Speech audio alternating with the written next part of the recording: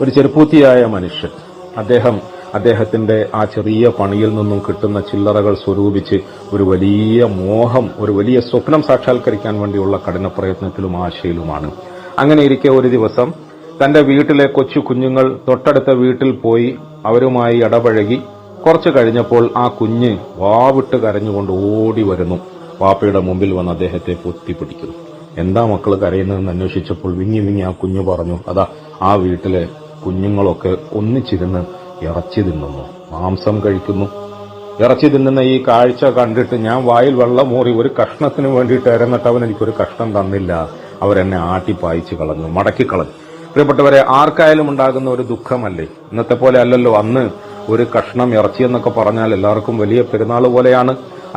ആ തൊട്ടടുത്തുള്ള കുഞ്ഞുങ്ങൾ അവർ കൂടിയിരുന്ന് ഇറച്ചി ഭക്ഷിക്കുമ്പോൾ എന്റെ കുഞ്ഞിനൊരു കഷ്ണം കൊടുക്കാമായിരുന്നില്ലേ? ഈ ചെറുപ്പൂത്തിയായ മനുഷ്യൻ തന്റെ മനസ്സിന്റെ ഈ വേദനയുമായി ആ കുഞ്ഞിന്റെ കൈക്ക് പിടിച്ചുകൊണ്ട് ദയനീയമായ ആ അവസ്ഥയിൽ അയൽവക്കത്തെ വീട്ടിലേക്ക് കടന്നു ചെല്ലുന്നു. എന്നിട്ട് ആ വീട്ടുകാരനെ സമീപിച്ചിട്ട് പറയുന്നു, എന്നാലും നിങ്ങളുടെ മനസ്സിത്ര കടുപ്പപ്പെട്ടു പോയതിന് എനിക്ക് അത്ഭുതമുണ്ട്.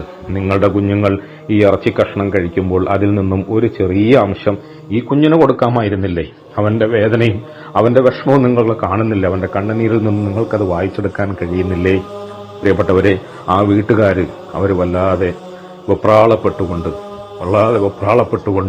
വിങ്ങി നൽകിയ മറുപടി, സഹോദര, ഈ കുഞ്ഞിന്റെ വേദന ഞങ്ങൾക്കറിയാം, ഈ കുഞ്ഞിന്റെ ആശയും കൊതിയും ഞങ്ങൾക്കറിയാം. പക്ഷേ ഈ കുഞ്ഞിന് ഈ ഇറച്ചി കൊടുക്കൽ ഞങ്ങൾക്ക് അനുവദനീയമല്ല. കാരണം ഈ ഇറച്ചി കഷ്ണം എനിക്കും എന്റെ കുഞ്ഞുങ്ങൾക്കും തിന്നൽ ഹലാലാണ്. പക്ഷേ ഈ കുഞ്ഞിനെ സംബന്ധിച്ചിടത്തോളം അത് തിന്നൽ ഹറാമാണ്. അതെന്തെ അങ്ങനെ? പ്രിയപ്പെട്ടവരെ, ആ വീട്ടുകാർ പറഞ്ഞത്, ഞങ്ങൾ ദിവസങ്ങളോളമായി പട്ടിണി കിടക്കുന്നു. പട്ടിണി കൊണ്ട് കൊടുമ്പിരി കൊള്ളുന്ന സാഹചര്യത്തിൽ നിവൃത്തിയില്ലാതെ ആയപ്പോൾ ഞങ്ങൾക്ക് പാടത്തു നിന്ന് കിട്ടിയ ഒരു ചത്ത ആടിന്റെ ഇറച്ചിയാണ് ഇന്ന് പാകം ചെയ്ത് എന്റെ കുഞ്ഞുങ്ങൾക്ക് കൊടുക്കുന്നത്. ഇത് ഇന്നത്തെ ഈ ദുർഗതിയിൽ ഞങ്ങൾക്ക് ഹലാലാണ്, പക്ഷെ നിങ്ങൾക്കത് ഹലാലല്ല, നിങ്ങളുടെ കുഞ്ഞിനത് ഹലാലല്ല. ഈ ചെറുപ്പൂത്തിയായ അയൽവാസി മനസ്സുകൊണ്ട് ബേജാറായി വിറയൽ പൂണ്ട് അദ്ദേഹം തിരിച്ച് വീട്ടിലേക്ക് വന്നു.